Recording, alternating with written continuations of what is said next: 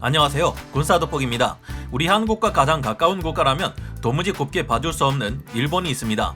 일본의 해상 자위대와 항공 자위대는 막강한 전력을 가지고 있으며 흔히 우리나라 말고 동아시아에 군사 강국을 꼽아보라고 하면 중국 외 일본을 이야기할 때가 많은데요. 그런데 이런 그들의 위상에 비교해보면 이해가 잘 안되지만 수많은 병만 무기들을 만들어내 많은 밀리터리 매니아들에게 두고두고 놀림감이 되는 것이 일본 무기의 현실이기도 합니다. 일본이 과거에 벌였던 일들이나 독도를 일본 땅이라 우겨대며 역사를 왜곡하는 태도를 끊임없이 보이는 점, 칠광구를 독점하기 위해 벌이는 교활한 행동 등을 보면 아무리 우리 한국의 소중한 동맹인 미국과 동맹 관계인 일본이라지만 이런 국가와 어떻게 협력할 수 있을까 하는 의문이 듭니다. 하지만 이들을 상대로 속이 시원할 만큼 실컷 골려주는 것 또한 미국인데요. 미국은 일본을 상대로 하는 자국의 강력한 무기를 수출하기도 하고 공동 개발을 통해 도움을 주고 있기도 합니다. 하지만 그 과정이 항상 좋은 결과로 이어지는 것은 아닌데요.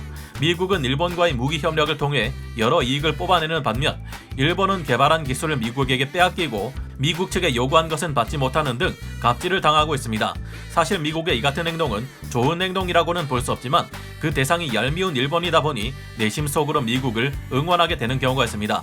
일본은 11년간 무기 수입에 198조 원이라는 엄청난 예산을 쏟아붓고도 원하는 것을 제대로 얻지 못하는 슈퍼 호갱으로 불리기도 하는데요. 오늘은 일본 무기에 대한 미국의 갑질을 상징한 것과 마찬가지인 F2 전투기 개발 사례를 좀 더 자세히 알아보며 여러분과 함께 그동안 쌓인 스트레스를 타파해보도록 하겠습니다. 전문가는 아니지만 해당 분야의 정보를 조사 정리했습니다. 본의 아니게 틀린 부분이 있을 수 있다는 점 양해해 주시면 감사하겠습니다. 성능은 그럭저럭이지만 비싸도 너무 비싼 F2 전투기 F-22A 랩터는 아직까지도 세계 최강의 5세대 스텔스 전투기로 도입 비용과 유지 보수 비용이 너무 비싸 천조국이라 불리는 미국마저 현재 180세대밖에 운용하지 않는 고가의 전투기입니다. 그런데 일본에는 이 F-22A 랩터보다 3천만 달러 정도밖에 가격 차이가 나지 않는 굉장한 고가의 전투기가 있습니다.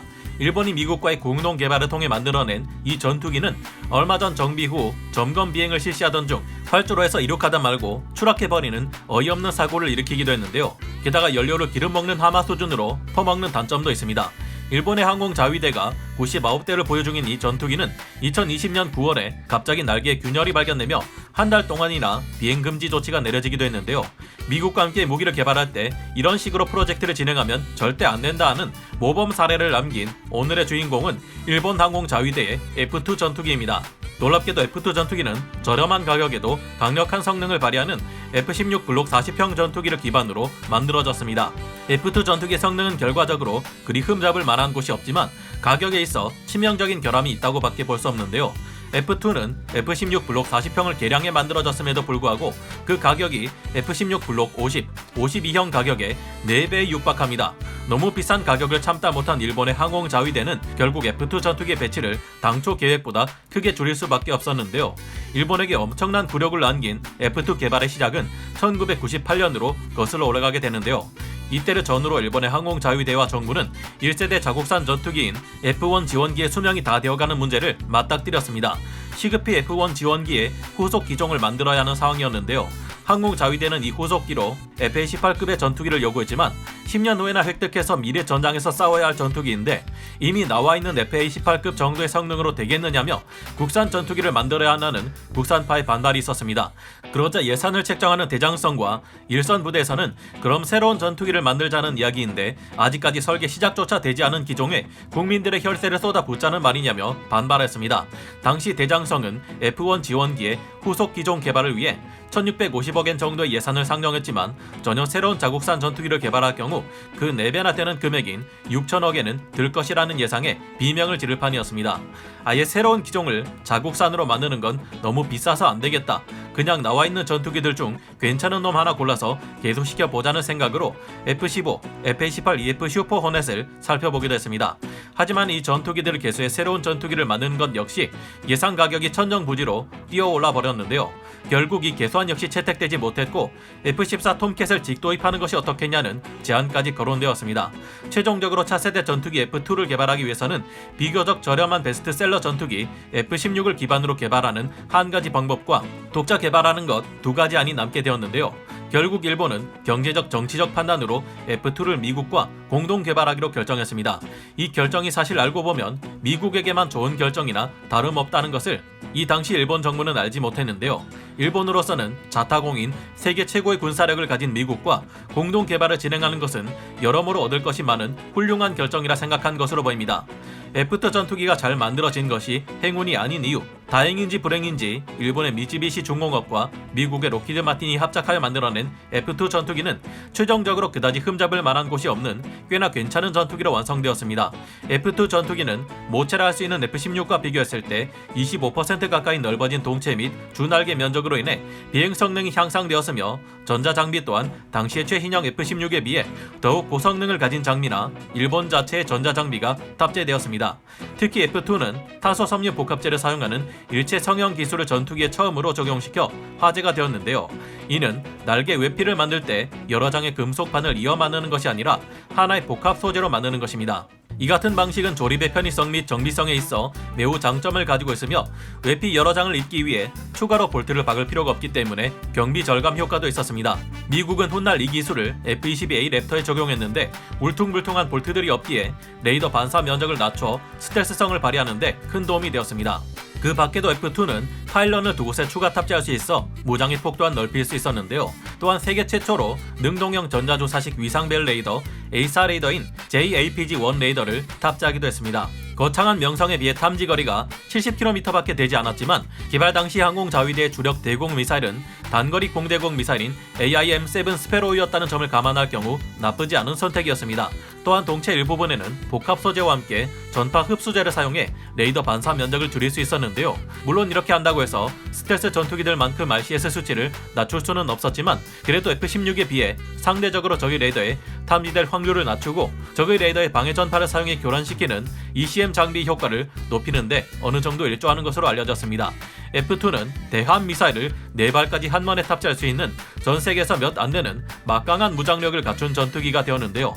여기까지 보면 F2의 개발은 상당히 성공적인 것 같지만 일본을 괴롭히는 미국의 갑질이 슬슬 시작됩니다. F2 전투기의 개발 분담률은 일본 60%, 미국 40%로 책정되었습니다.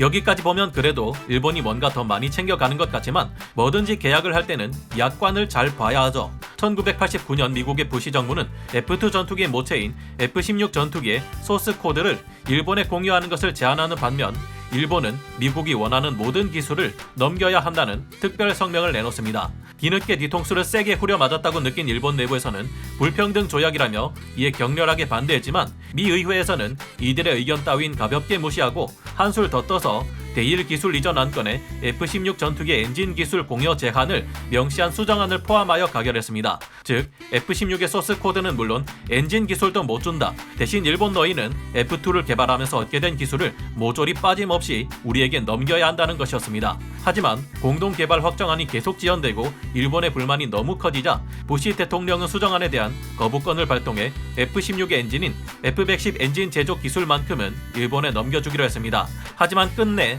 컴퓨터 소프트웨어를 이용해 전투기의 비행을 제어하는 비행 제어 기술 플라이바이와이어와 미션 컴퓨터 소스 코드는 넘겨주지 않았는데요. 일본 입장에서는 다행히 이때 자국산 훈련기인 T2를 개조한 T2CCV를 이용해 독자적으로 플라이바이와이어와 미션 컴퓨터를 개발해 F2 전투기에 적용할 수 있었습니다. 일본에서는 F2를 개발하면서 F-16에 비해 넓어진 동체와 두 곳에 더 추가된 파일럿 무장 장착대를 설치하는 방법, 그리고 이를 큰 무게 증가 없이 달성하기 위해 복합 소재를 이용해 통째로 찍어내는 일체 성형 기술의 주날개 등 여러가지 확장 기술을 개발해냈습니다. 하지만 알고 보면 사실 이 같은 일은 전부 일본에서 했고 미국은 큰 노력 없이 이 많은 기술들을 고스란히 가져갈 수 있었습니다. F-110 엔진 기술만을 넘긴 채 말이죠. 미국이 가져간 일체 성형 기술, 블렌디드 윙바디 기술은 F-22 스텔스 전투기는 물론 보잉 787의 주날개도 사용되었으며 F2 이후 생산되는 민항기나 전투기를 포함한 거의 모든 항공기들은 복합 소재를 이용한 주날개 일체 성형 방식을 채택하게 되었습니다. 일본은 귀하디 귀한 미국의 전투기 엔진 기술을 얻을 수 있었고 이를 바탕으로 F3 XF9-1 엔진을 개발할 수 있게 되었습니다. 하지만 종합적으로 F2의 개발 과정을 평가해보자면 사실상 실패나 다름없는 것으로 여겨지는데요. F2 전투기는 자체 레이더라든가 항전 장비 개발이라든가 넉넉한 대한미사일 탑재량 등 일본의 특성에 맞춘 요구 사양은 갖췄지만 국산 전투기를 염원하던 이들이 바라던 완벽한 국산화를 실현하는 데는 실패했습니다. 생산 물량 또한 원래 141대 계획에서 94대로 끝나버리며 가격이 너무 비싸져 버렸는데 그 가격이 무려 F-15K보다 300억 원 가량 더 비싸며 가장 비싼 스텔스 전투기인 F-22A보다 고작 200억 원 정도 저렴할 정도입니다. 하지만 진짜 문제는 F2 전투기 생산이 종료된 후 상당수의 전투기 부품 관련 일본 기업들이 줄도산을 멈출 수 없었다는 것과 많은 개발자들이 방위 산업에서 무더기로 철수하게 되었다는 점입니다. 이에 따라 F2를 개발하면서 얻게 된 기술이 계승되지 못했고 인재 또한 단절되어 버려 절대 성공했다고는 볼 수 없는 결과를 낳았습니다. 하지만 일본 측에서는 무조건 미국을 탓하기도 애매한 것이 사실상 미국의 도움이 없었을 경우 일본은 자신만의 힘으로 F2 전투기를 만들 수 없었을 것이라는 분석이 이후 나왔기 때문인데요. 이에 비하면 미국의 도움을 받기는 해도 동체를 우리 한국이 직접 설계하고 엔진 이외의 수많은 부분을 독자적으로 만들어낸 KF-21의 성과는 눈부신 성과라 할 수 있으며 일본 입장에서는 정말 배가 아플 만한 일이기도 한 것 같습니다. 게다가 2011년 3월 11일 이렇게 미국의 노예로 전락한 일본이 고생하며 만들어낸 F2 전투기들 중 18개의 F2B 전투기가 고철이 되어버리는 사태마저 발생합니다. 동일본 대지진으로 인한 쓰나미가 F2B 전투기들의 주둔 기지에 몰려오면서 F2B 전투기 다수가 짜디짠 바닷물에 휩쓸려 버린 것인데요. 그냥 민물이라고 해도 전투기 내부는 온갖 전자장비로 채워져 있어 복구하는 것이 너무나 어려운데 염분이 잔뜩 들어간 바닷물이 끼얹어졌으니 이 전투기들의 생명은 끝났다고 봐야겠죠. 하지만 2천억 원의 검사비에 2조 원의 피눈물 나는 수리비를 들여 결국 13기를 수리해 재배치했다고 합니다. 하지만 일본 무기에 대한 미국의 갑질은 여기서 끝나지 않습니다. 일본이 미국으로부터 도입하는 다양한 전투 플랫폼들은 갈수록 천정부지로 치솟는 유지 보수 비용을 자랑하고 있고 이 때문에 일본의 자위대에서는 아주 애를 먹고 있다고 하는데요. 하지만 얼마 전 일본에게 엄청난 고가의 업그레이드 비용을 요구하는 록히드 마틴의 행보를 보면 일본에 대한 미국의 무기 갑질은 앞으로도 한동안 계속될 것으로 보입니다. 오죽하면 최근 일본에서는 이런 미국에 대항하기 위해 한국에게 도와달라고 요청하기까지 했는데요. 다음에 기회가 된다면 미국의 무기를 도입하는 일본에게 주어지는 미국의 또 다른 갑질들은 얼마나 다양한 것들이 있는지 살펴볼까 합니다. 오늘 군사 돋보기 여기서 마치고요. 다음 시간에 다시 돌아오겠습니다. 감사합니다. 영상을 재밌게 보셨다면 구독, 좋아요, 알림 설정 부탁드리겠습니다.